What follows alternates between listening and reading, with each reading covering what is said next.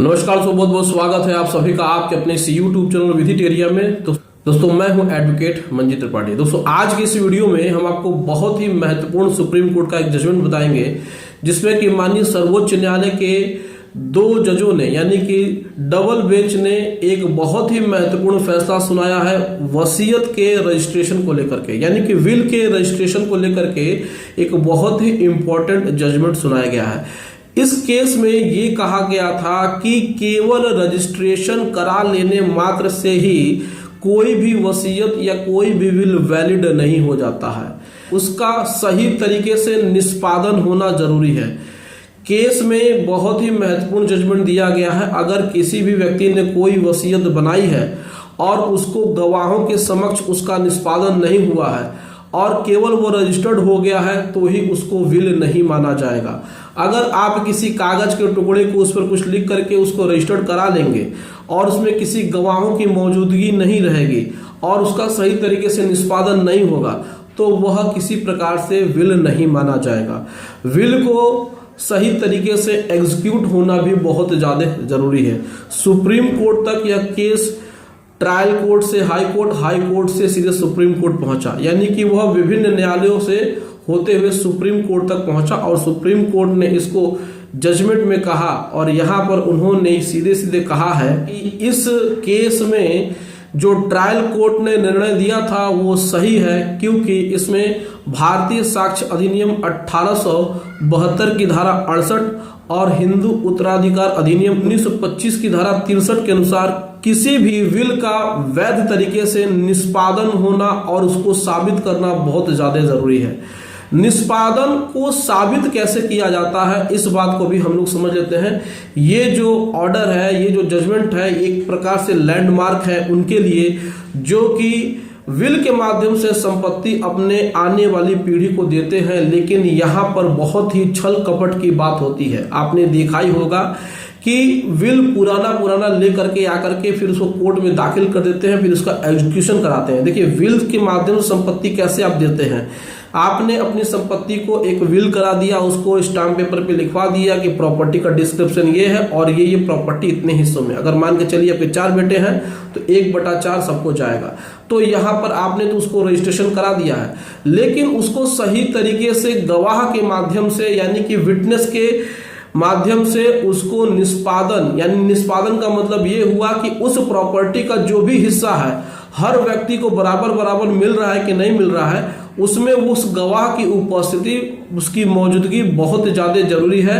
जब वह विल तैयार हो रहा था तो वो गवाह मौजूद था और वही गवाह एग्जीक्यूशन के समय, जब एग्जीक्यूशन सूट फाइल किया जाता है सिविल कोर्ट में, तो उसमें भी उसका होना जरूरी है। मात्र अगर हमने किसी भी विल को रजिस्टर्ड करा लिया और उसमें जो भी हमने उसमें पार्ट्स डिवाइड कर दिए और उसमें हमने किसी के पक्ष को मार लिया, किसी के हिस्से को मार लिया, तो यहाँ पर इसको नहीं माना जाएगा। यही एक मोटा मोटी डिस्प्यूट था, इसको ट्रायल कोर्ट में डाला गया। ट्रायल कोर्ट ने सीधे सीधे कह दिया था कि रजिस्ट्रेशन ही पर्याप्त नहीं है, इसका वैध तरीके से निष्पादन होना और उस निष्पादन का साबित होना बहुत ज्यादा जरूरी है, जो कि भारतीय साक्ष्य अधिनियम 1872 की धारा 68 और हिंदू उत्तराधिकार अधिनियम 1925 की धारा 63 के अनुसार उस निष्पादन को साबित करना जरूरी है। तो केवल रजिस्ट्रेशन आप करा करें किसी विल के माध्यम से कोई भी प्रॉपर्टी नहीं ले सकते हैं, साफ ट्रायल कोर्ट ने कह दिया था। लेकिन जब ये मामला हाई कोर्ट में अपील में गया तो हाई कोर्ट ने भी इसको वैसा ही माना। वहां पे ट्रायल कोर्ट के ही ऑर्डर को उन्होंने मेंटेन किया। इस पर जो भी पीड़ित पक्षकार थे उन्होंने सुप्रीम कोर्ट में इसको लेकर के अपील करी।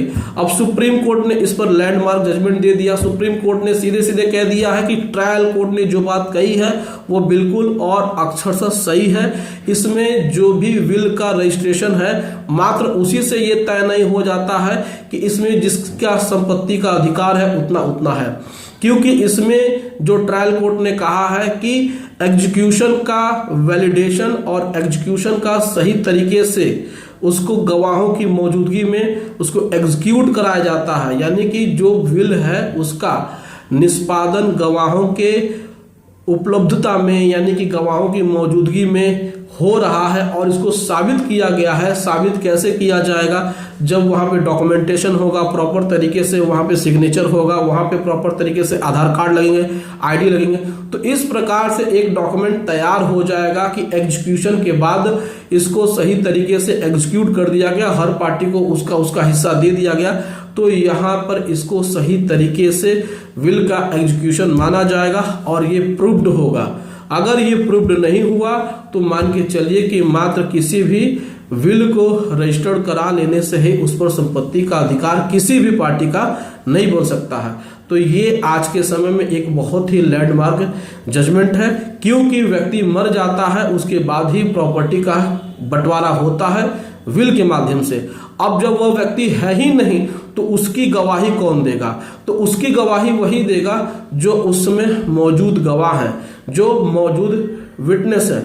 और अगर वो विटनेस नहीं है और उस विटनेस की मौजूदगी नहीं है और उनका कोई भी वेरिफिकेशन नहीं हुआ है, सही तरीके से एग्जीक्यूशन नहीं हुआ है और उसको प्रूव्ड नहीं किया जा सकता है, तो ऐसी प्रॉपर्टी में और ऐसे विल को कैंसिल किया जा सकता है। सुप्रीम कोर्ट का कहना ये है।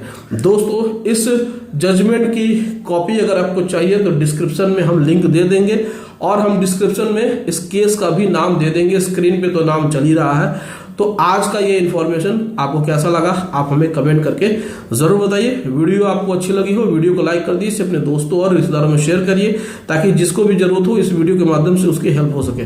और हमारे चैनल को सब्सक्राइब करके हमें सपोर्ट जरूर प्रदान करिए। चलिए मिलते हैं अगली वीडियो में एक नए टॉपिक के साथ। तब तक आप अपना और अपने पूरे परिवार का ध्यान जरूर रखिए। Thank you so much. जय हिंद दोस्तों।